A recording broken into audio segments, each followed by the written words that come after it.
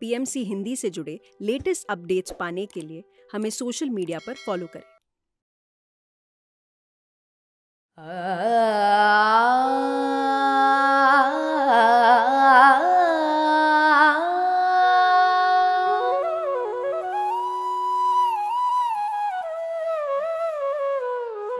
ब्रह्मानंदम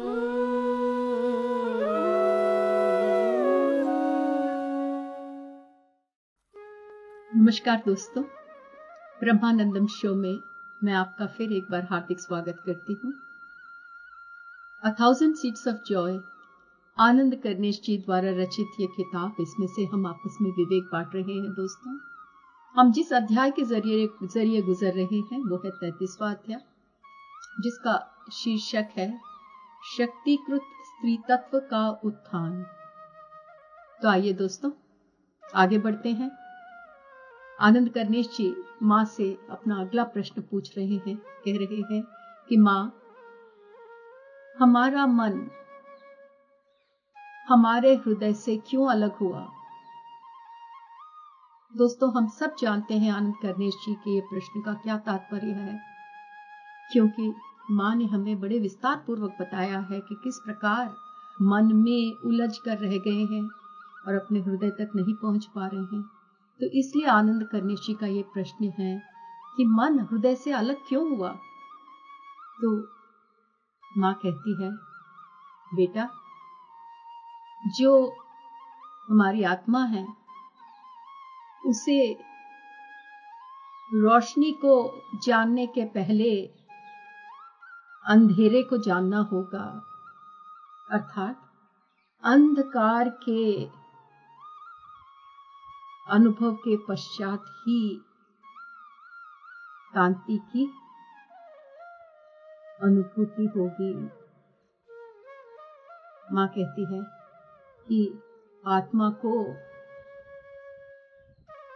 रोशनी तक पहुंचने के लिए अंधकार से गुजरना ही होगा।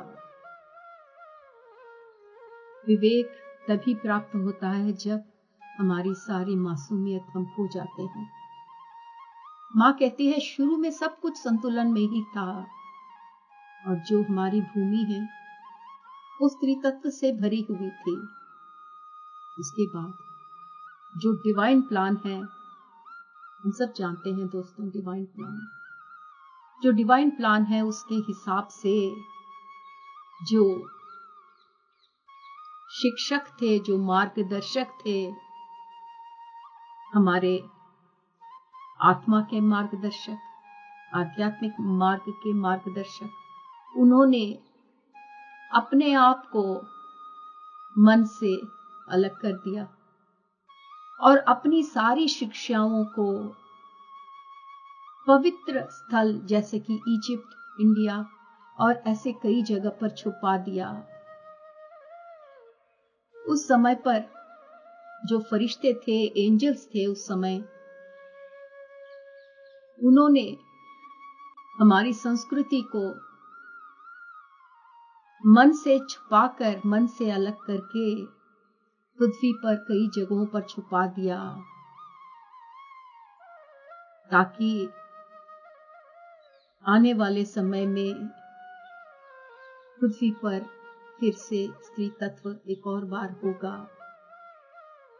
ये सारी चीजें जो मन से अलग करके छुपा दी गई, ये सब हृदय के ट्रेजर्स थे, हृदय से संबंधित खजाने थे। और ये खजाने जैसे जैसे लोगों ने ढूंढना शुरू किया, ये खजाने का मतलब यहां है विवेक। दोस्तों, हृदय से संबंधित विवेक जो अब सामने आ रहा है, वो जल्दी जल्दी इस भूमि पर फैलने लगा। पृथ्वी पर ये चारों ओर फैलने के पश्चात भी ये मन से छुपा रहा, क्योंकि ये जो यात्रा थी, ये हृदय के विवेक की यात्रा थी, इसीलिए मन से हमेशा छुपी ही रही। जब जीसस इस पृथ्वी पर आए, उन्होंने कई त्याग किए। उनके त्यागों के माध्यम से लोग ये पहचानने लगे कि हृदय और मन अलग अलग हो चुके हैं। लोगों को ये दिखाना कि हमारे अंदर मन और हृदय अलग अलग हैं, ये जीसस का मार्ग था, उनका डिवाइन प्लान था। उनका ही नहीं, उनके जैसे काफी एनलाइटन मास्टर्स जो आए, उन्होंने पृथ्वी पर ये संदेश सबको ज्ञात कराया। वे इस पृथ्वी से एक हो गए, उस आकाश से एक हो गए, ताकि हर एक के मन में दोबारा हृदय से संबंध स्थापित हो सके, लोग पहचान सके कि वे हृदय से अलग हो गए हैं और एक बार फिर उन्हें अपने हृदय से मिलना है। और इस हार्ट कनेक्शन जो है हृदय से, इस कनेक्शन के बिना मानव जाति के पास बहुत कम आशा है कि ये जो 4 तत्व हैं आकाश के अलावा, वो कभी भी हृदय में आकर मिल पाएंगे। दोस्तों, हम जानते हैं चक्रास एंड एलिमेंट्स के जरिए हमने पहचाना कि पहला चक्र मूलाधार चक्र पृथ्वी तत्व, दूसरा चक्र स्वाधिष्ठान चक्र जल तत्व और मणिपूरक चक्र वायु तत्व, और इन तीनों के बीच में जो प्रवाह कर रहा है वो शक्ति, वो है अग्नि तत्व। ये चारों एलिमेंट्स, ये चारों तत्व हृदय में यानी कि अनाहत चक्र में आकर उस आकाश तत्व से एक हो जाते हैं। पर इन चारों तत्वों का आकाश तत्व से एक होना सिर्फ हृदय में ही संभव है। और जब तक हम अपने हृदय से संबंध स्थापित नहीं करते, तब तक ये 4 एलिमेंट्स भूमि, जल, वायु और अग्नि हमारे इस हृदय में आकाश तत्व से नहीं मिल सकती।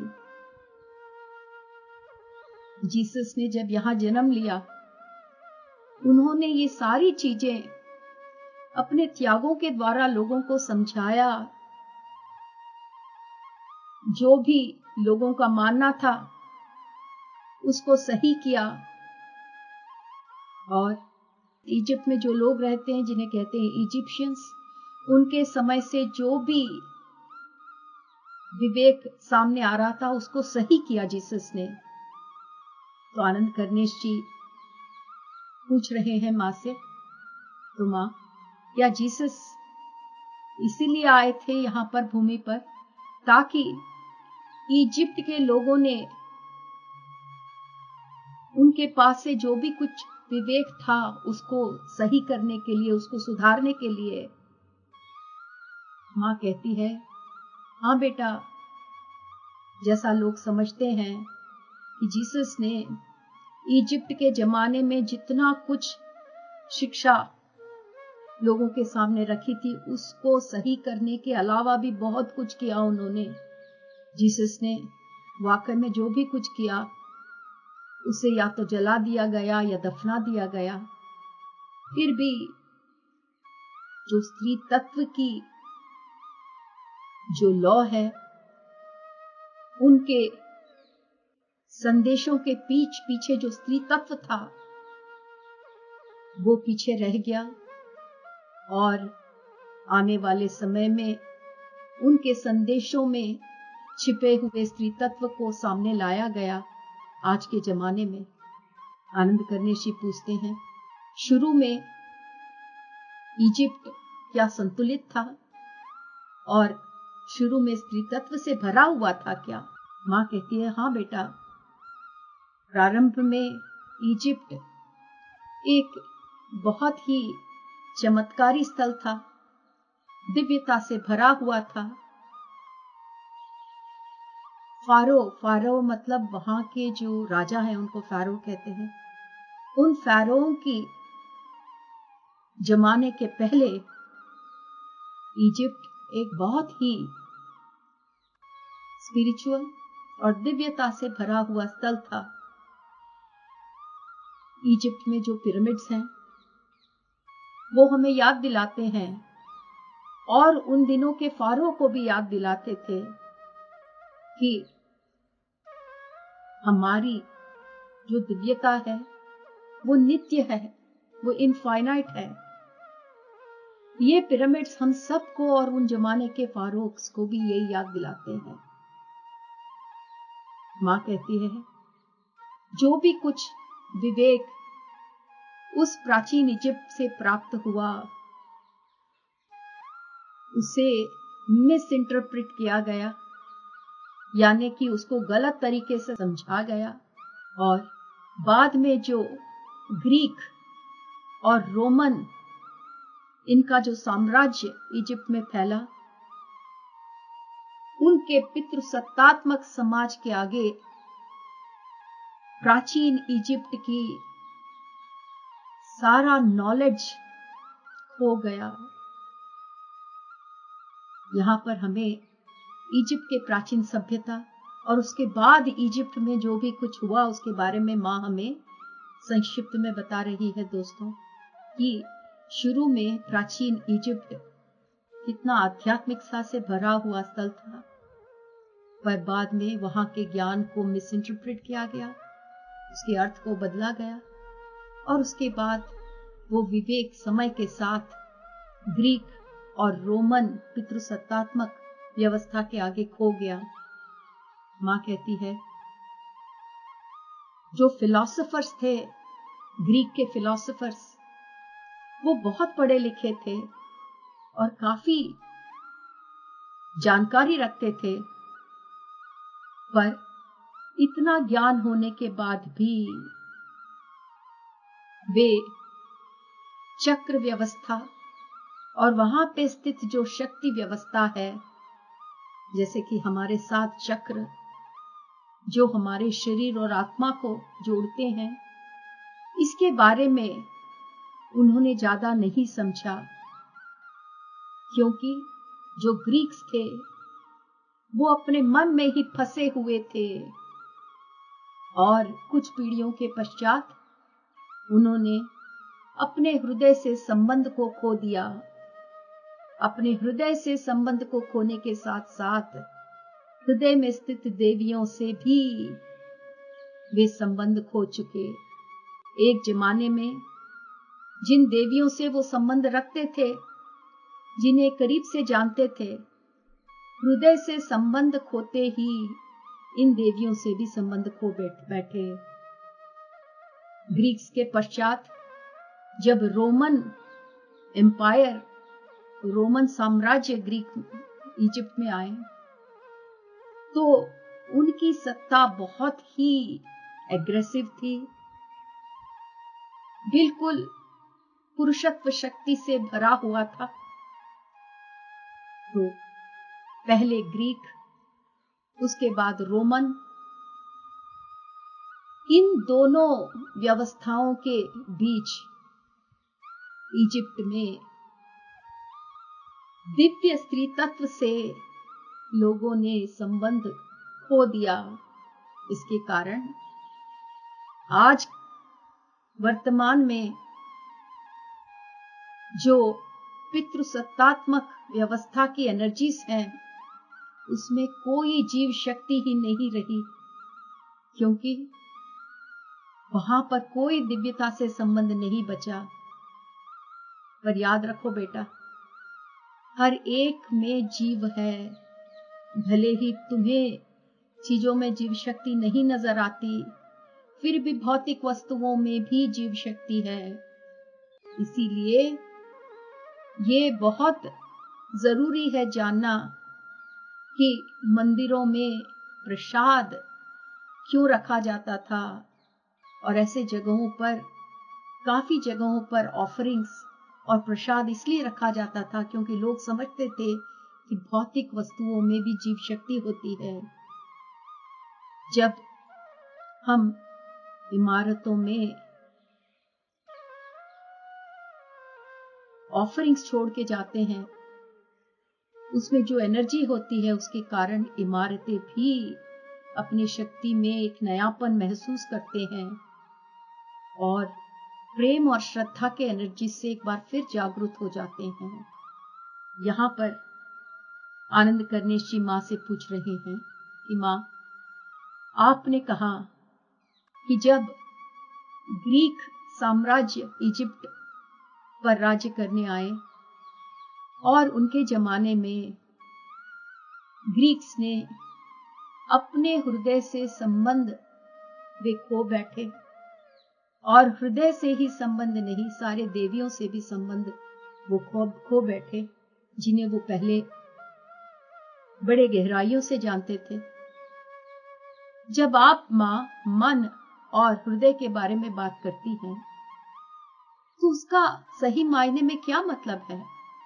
माँ कहती है, बेटा, मैं पहले भी बता चुकी हूं कि जो मन है वो हमारे पहले 3 चक्रों के इर्द गिर्द बसा रहता है।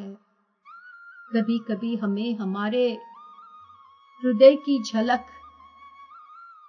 तब महसूस होती है जब हमारा मन सच्चे रूप से क्षमा मांगता है या अनकंडीशनल लव में अपने आप को समर्पण करता है। तब हम अपने हृदय के झलक को देख पाते हैं। पर ज्यादातर जिस प्रेम को हम सोचते हैं कि हम जानते हैं, जो प्रेम हम अनुभव करते हैं और सोचते हैं कि वो हमारे हृदय का प्रेम है, काफी बार वो प्रेम हमारे हृदय से नहीं, पर हमारे दूसरे चक्र स्वादिष्टान चक्र से उत्पन्न हुआ एक इमोशनल भावना है। तो माँ कहती है कि कई बार जब हम प्रेम महसूस करते हैं तो हम सोचते हैं कि ये प्रेम हमारे हृदय से जाग रहा है, पर कई बार ये अनुभूति हमारे दूसरे चक्र स्वादिष्टान चक्र से इमोशनल लव के रूप में भी बाहर आता है। माँ कहती है, जब पहले 3 चक्र संपूर्ण रूप से खुलकर अनुसंधान करते हैं, अनुसंधानित होते हैं, तभी हमारा मन खाली होता है और इस प्रकार हम उस दुनिया में पैर रखते हैं जो हमारी सोच, हमारे मनोभावनाएं और हमारे अहम के परे है। हमारा हृदय हमें तभी संपूर्ण रूप से खुला हुआ नजर आता है जब हम अनंत शून्यता की अनुभूति को प्राप्त करते हैं। माँ कहती है, बेटा, जैसे जैसे ज्यादा से ज्यादा मानव इस शून्यता के मार्ग में आगे बढ़ेंगे, इस भूमि पर एक महान परिवर्तन का समय आएगा जो सबसे पहले इस धरती पर स्त्रियों को एकत्व की कड़ी में बांधेगा और उसके बाद स्त्री और पुरुष को एकत्व की कड़ी में बांधेगा। वो एक नई सृष्टि होगी बेटा, और ये सृष्टि एक विस्फोट की भांति होगी, और ये विस्फोट कुछ इस प्रकार का होगा जब 2 लोग प्रेम में भौतिक रूप से मिलते हैं और मन के परे चाहते हैं, और जिस ब्रह्मानंद को वो स्थिति में प्राप्त करते हैं, ये नई सृष्टि का सामने आना भी इस प्रकार का विस्फोट होगा। और ये जो आनंद का क्षण होगा वो ना ही स्त्री और ना ही पुरुष का होगा, इन दोनों से परे एक ब्रह्मानंद की अवस्था होगी। आनंद करनेश जी माँ से पूछ रहे हैं, ऐसा लगता है माँ कि हम इस समय एक बड़े आध्यात्मिक प्रगति के मार्ग में एक महान परिवर्तन से गुजर रहे हैं, क्या ये सही है? माँ कहती है, हाँ बेटा, स्त्री पुरुष के जो विभाजन है, उनका अलग अलग होना, जो उनमें दरार पैदा हो गई है, लैंगिक दरार, इसके कारण जो कॉन्ट्रास्ट उत्पन्न हुआ है, जो विरुद्धता उत्पन्न हुई है,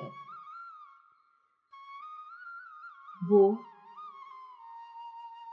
हमारे पूर्णात्मा की शून्यता को अनंतता में विस्तृत होने में सहायक है, क्योंकि ये शून्यता की प्रकृति है कि ये निरंतर विस्तार करता ही रहता है। जो अगला विस्तरण होगा वो स्त्रियों के एक नए सोच से होगा। जब स्त्रियां अपने स्त्री तत्व को अपनाएंगी, गले लगाएंगी, ऐसे स्थिति में जो उनके अंदर से एक नई सोच आएगी, उसके कारण अगला महान विस्तरण सामने आएगा। जब स्त्रियां अपने स्त्री तत्व को गले लगाएंगी, तब उनके अंदर का जो अग्नि तत्व है और जो जल तत्व है, उन दोनों के मिलन में एक नए सोच के उत्पन्न से ये विस्तरण सामने आएगा। इसके कारण हमारे सामने एक नई भूमि की सृष्टि होगी। सारी सृष्टि जल और अग्नि के कारण ही होती है, और जब एक सोच जल और अग्नि से मिलते हैं, तब भूमि की सृष्टि होती है। मां कहती है कि मेरे और विष्णु जी के तरफ ही देखो, कितने सदियों तक हम एकत्व में बंधे रहे, हमें अलग होने की कोई आवश्यकता ही नहीं थी। हम दोनों आग और पानी की तरह बिल्कुल एक होकर एकत्व में बंधे हुए थे। पर जब पहली सोच हमसे उद्भव हुई, उस सोच ने हमारे अग्नि और जल तत्व के बंधन को डिस्टर्ब किया, इंटरफेयर किया, और उसके कारण एक नई सृष्टि सामने आई। आनंद करनी जी कह रहे हैं, हाँ मां, मैंने वो कहानी के बारे में सुना है, जब आपके पवित्र एकत्व में। मां कहती है, बेटा, हम अपने एकत्व में निमग्न थे, पर हमारे जो एकत्व का बंधन था, वो एक सोच के कारण हमारा ध्यान बट गया,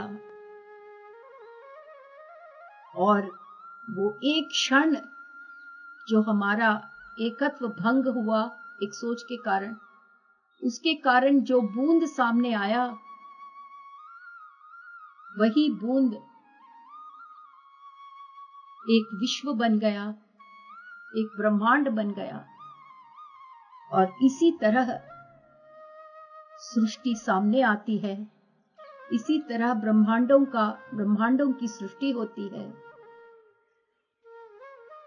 तारे, ग्रह, सब कुछ इसी तरह हमारे सामने आते हैं। आनंद करने जी मां से पूछ रहे हैं, मां, एक संपूर्ण ब्रह्मांड के सामने आने की प्रक्रिया ये है? मां कहती है, हाँ बेटा। आनंद करने जी पूछते हैं, मां, जब आपने अग्नि और जल तत्व के बारे में कहा, आपका क्या मतलब था? अग्नि और जल तत्व का साथ आने का मतलब है एकत्व। ये मां का जवाब है दोस्तों। इसके साथ आज का एपिसोड हम यहाँ समाप्त करते हैं। अगले एपिसोड में हम माँ के मुख से और भी जानेंगे कि किस प्रकार जल और अग्नि तत्व एकत्व में रहते हुए स्थिति में जब एक सोच सामने आती है तो उसके कारण वो एकत्व भंग होकर किस प्रकार हमारे ब्रह्मांडों की सृष्टि होती है। धन्यवाद दोस्तों। PMC हिंदी बदले